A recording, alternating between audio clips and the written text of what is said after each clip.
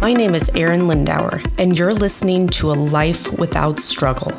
I'm a wife, a mother of 2 wonderful children, a 2-time best-selling author, and a highly driven and successful entrepreneur.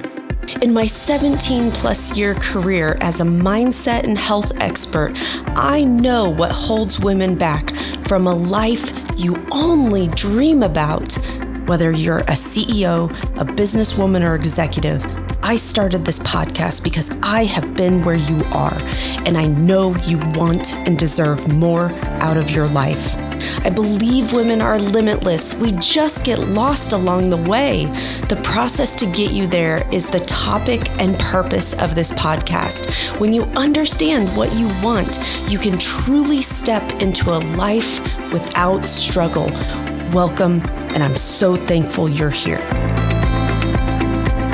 Welcome back to another episode of Life Without Struggle. My name is Erin Lindauer, and today our topic is strength training is non-negotiable for women. So this is going to be a pretty big podcast for you to probably take some notes on, because this is probably one of the biggest mysteries for most women, and I get it. It's very confusing what to do, how to do it, when it comes to strength training, and a lot of women, quite frankly, shy away from it because they're scared. They don't want to get hurt. They don't know what to do. They maybe don't have access to a gym or have the right kind of equipment. And so there's just so much that goes into this topic. And that's where I want to come today, is really help you understand why strength training has to be a non-negotiable for women.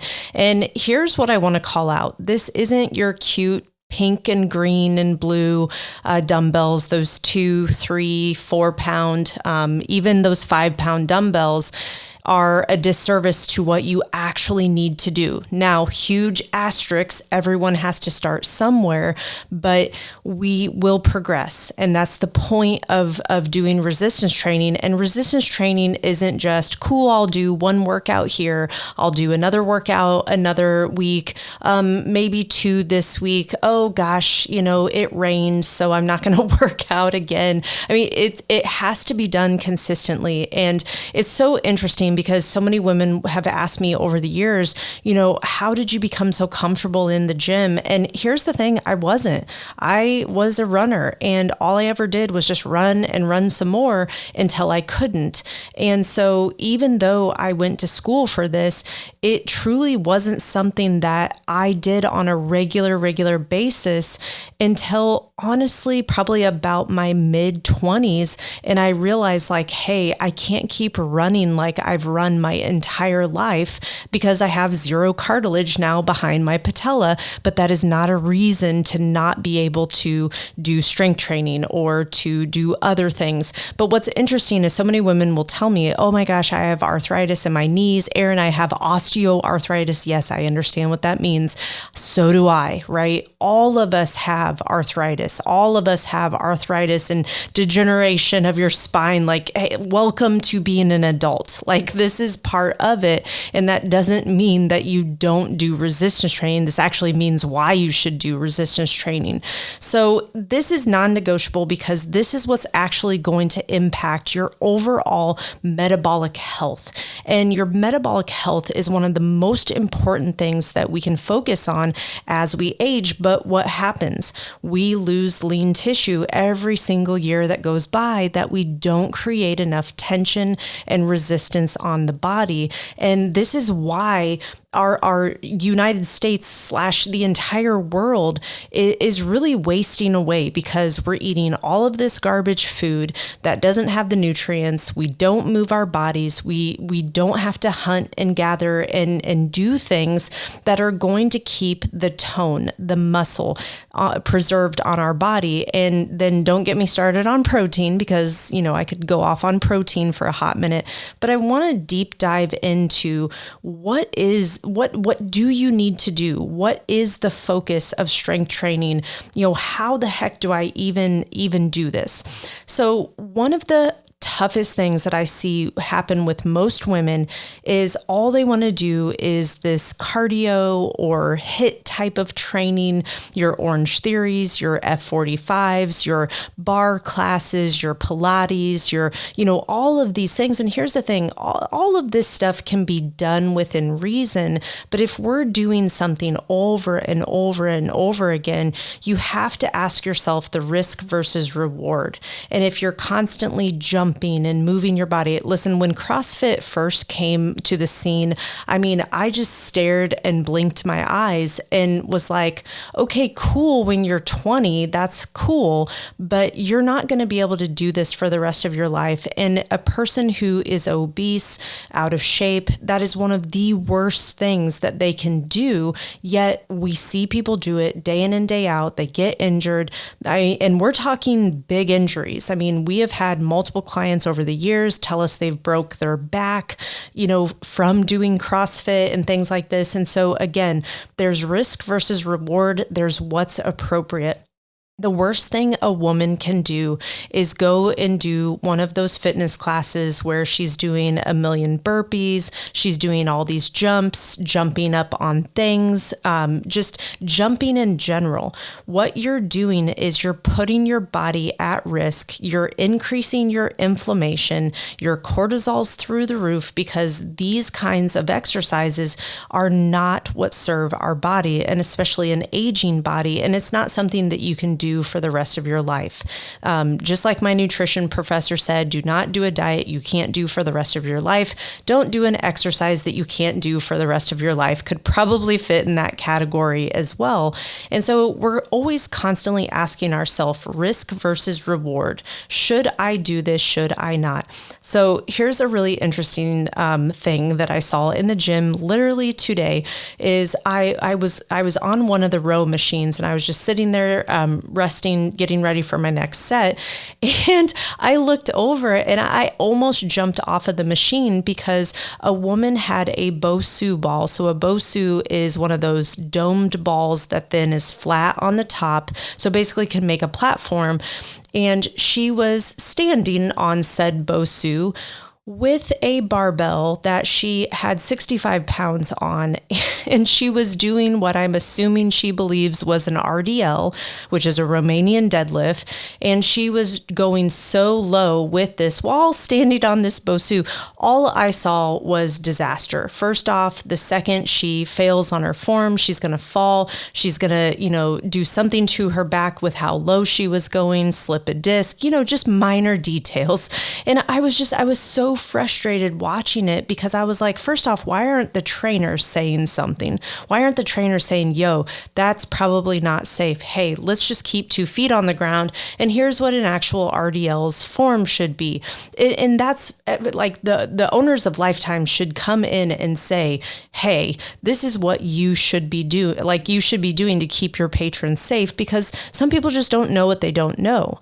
The other thing that I was watching as I was warming up is I sit right outside of the group fitness class, and it was just all these women well into their 40s, 50s, and 60s. And I saw them doing all these different movements, just hundreds and hundreds of reps.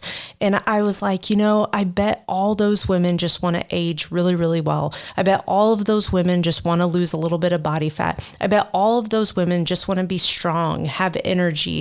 And I was just thinking about it and I was like, man, if they only knew that they could literally go out into the gym, use some different weights and achieve an even better result without doing all of this impact, all of these reps that are going to eventually wear out. You cannot do rep after rep after rep after rep and not have some sort of overuse type of injury. And so that's why I said, you know what, I need to come on here and talk about this, because this is what women need to do. Women need to have time under tension, because this is going to develop our metabolic health.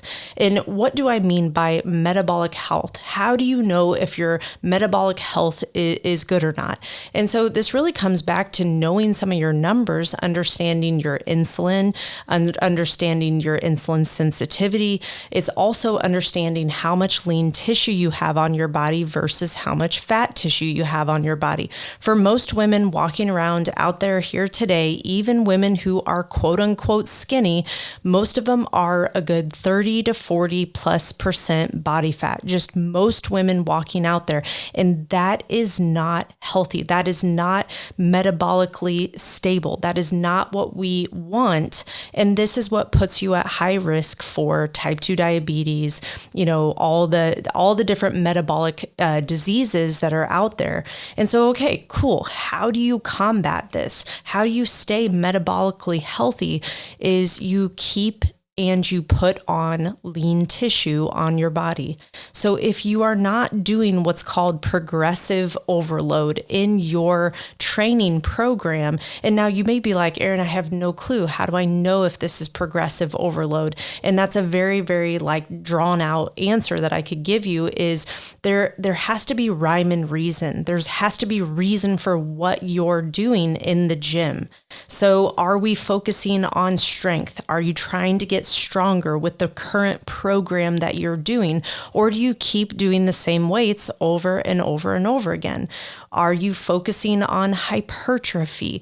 What hypertrophy means is actually making the muscle bigger or more dense or that toned. I hate that word. Sculpted. Hate that word too, but that's a word that most women tell me. And that's where hypertrophy is actually the focus.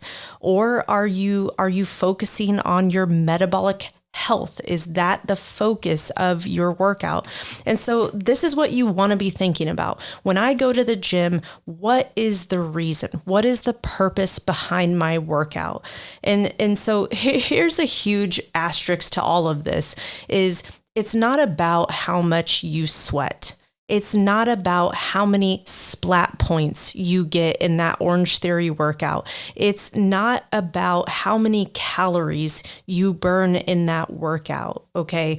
And so if someone were to watch me go through the gym, do my workout, today, for example, I started getting my sweat on, but nothing crazy. Now, today I was doing some lower body movements, but for example, to go back to my workout on Monday, which was a lot of my pressing motions in upper body, I really wasn't sweating. I mean, I knew I did a workout. I had the tightness, across my chest and in my arms, but I wasn't, dripping with sweat. Whereas today I was doing a lot with my lower body, doing a lot of leg pressing and squatting. And so therefore I started sweating. I started sweating pretty good today. But that isn't the indicator of a quote unquote good workout.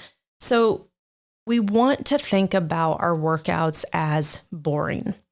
For most women that I program their workouts, it's interesting because they'll be like, hey, can I do this? Or, hey, I need to work my core more. And it's like, hey, if you're squatting, if you're doing these foundational movements, you don't trust me, you're doing your core. And I can't wait. I am going to show my abs, because I never once do a crunch, which don't do those anyways. I never ever do a plank. I don't do any quote unquote ab exercises yet. I'm pretty pumped because I'm going to have one kick-ass 4-pack, hopefully going to see here a 6-pack pretty soon. I got two going right now and I'm pretty pumped about it.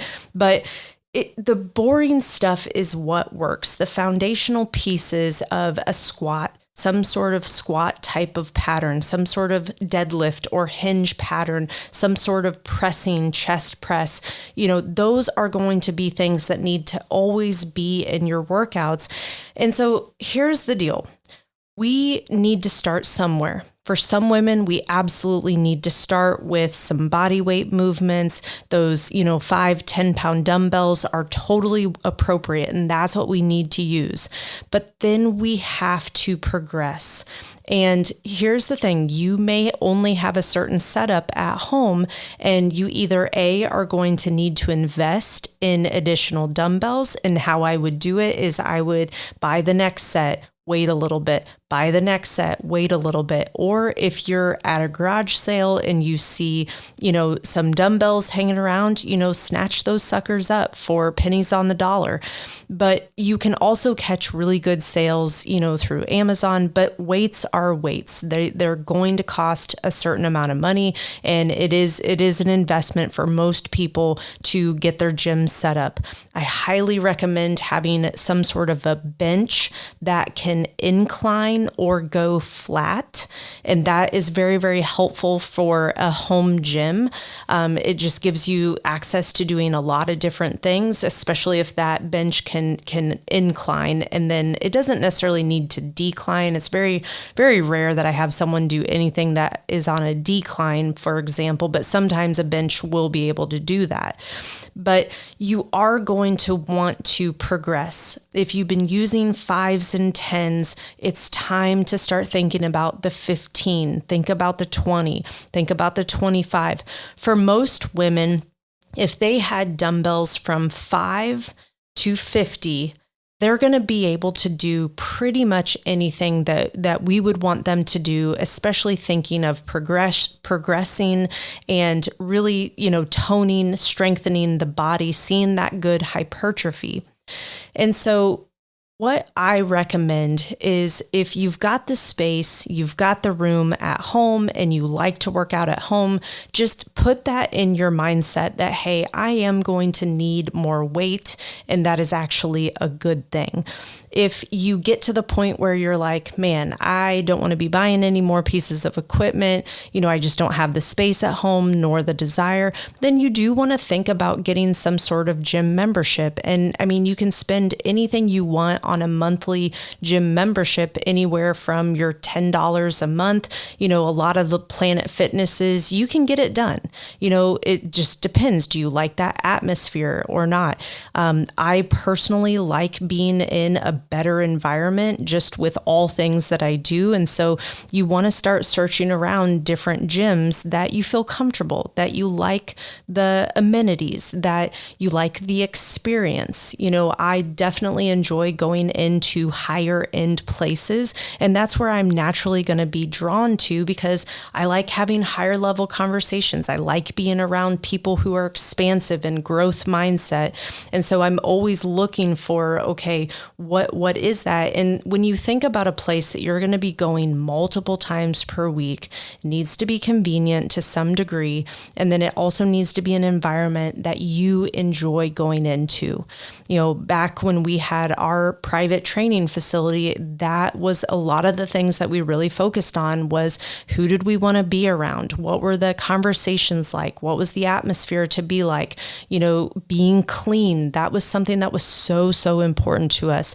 And so you want to think about that, because this is something you want to do multiple times per week. It needs to become just very friendly, very inviting. And so we want to come back to, what is the purpose of your workouts? Are you wanting to get stronger? Okay, that is why you're going to the gym. This is what that workout is meant to do. Are you wanting to see that good tone and definition? Then you're thinking about hypertrophy type of workouts. That is going to actually make the muscle fiber bigger. And when I say bigger, I really want to put just a huge caveat out there for women is, like, I would be ginormous if lifting heavier weights was going to make you into She-Ra. It actually takes a lot of effort and a lot of time. I mean, I've been lifting for well over 20, 25 years now, probably more than that, but like consistently. And I am not crazy huge, but you would know if you saw me, you'd be like, okay, dang, she works out. And that's what most women want, is they want that tone. You want to be able to wear shorts and like they look good, right?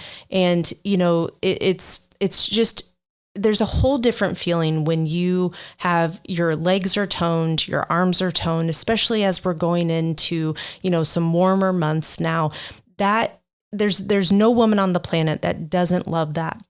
But this is why we have to talk about resistance training and strength training, resistance training, all the same, being just a non-negotiable. That at some point of your program or your just lifetime, you are going to have strength training as a part of your normal week. I think one of the coolest things about going into a gym now is seeing the women and seeing how many older women are up there working out. Because just to be genuine, like I either see really, really young girls or I see older women, and there's not so many of these 40-somethings around there, maybe a few, but I have not seen a ton of women my age like getting after it. And I'm like, where are they? Right. And so they probably don't know what to do. They're probably intimidated. They're probably in the group fitness classes, and they're probably not seeing results. So we want to think about strength training as something that is just part of who you are. And the most important thing you can do is start to really understand what your time under tension is, how this is impacting your overall metabolic health, because this is really what's the most important thing. If you're combating type 2 diabetes or high cholesterol or heart disease, or you have genetics to die for like me, this is going to combat. I think one of the coolest things when we really got deep into our blood work and understanding our numbers, the doctor was just like, oh my gosh, your insulin is just amazing. She was like, where we've got to work on these things. She's like, clearly you're doing a lot right because your insulin is at, like, she goes, I wish everybody's insulin was at this number. And so that made me feel good because I was like, well, I got that going where I've got other things I need to work on and which is all good. But it's part of this bigger picture of why we choose to take care of ourselves. And it isn't always about, vanity and looking in the mirror, but it's also about what's internally going on. So again, I want you to be very intentional when it comes to your workouts. And if you're not sure what to do, this is where having a coach such as myself can help you put together the right pieces. And I want to encourage all the women out there is you got to get started somewhere. But the 3, the 5, the 10-pound dumbbells, there's going to come a point when you're going to need a little bit more. Those little booty bands, probably don't need those. And I hate to say that, but probably not going to need those. They can serve us in some capacities, but those aren't going to do what the picture on the box says they're going to do. I promise you that woman does not use her band like that. I guarantee she squats and deadlifts and does a whole lot of other things.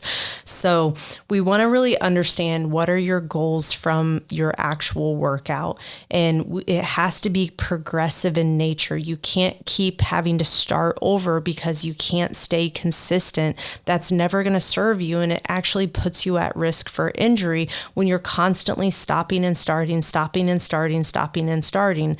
And you want this to become just part of your life. Whether it's going to the gym, whether it's doing these workouts at home. And you really have to ask yourself, what do you actually want to see from your workout? And then really designing these workouts that they have to have some component of strength. They have to have some component of hypertrophy, or if you prefer, the toned, sculpted look. And then what this is going to do is really going to drive your metabolic health. If you feel like you have to be dripping with sweat every time you leave the gym, you're missing the point. I very rarely am just, drenched walking out going, oh my gosh, I just burned 600 calories. Most of my workouts in the moment will burn about 167 to 210 calories. But what you may not know is there's the post-oxygen consumption, like there's this whole EPOC is what it stands for, where you are going to burn more as the day goes on because of lifting. So there's a lot more that goes into this. There's a lot more science that I could touch on. And on the next podcast, Tony and I are going to dive a little bit deeper on this topic because it's just such an important thing for men and women is our days are not strenuous enough. And in order for us to flip our metabolic health, so for someone who is overweight, who is carrying too much fat tissue, we have to flip your metabolic health. We have to get yourself into a better place. And with that, yes, walking is going to be helpful. Yes, eating better is going to be helpful, but you're going to need to put lean tissue on your body.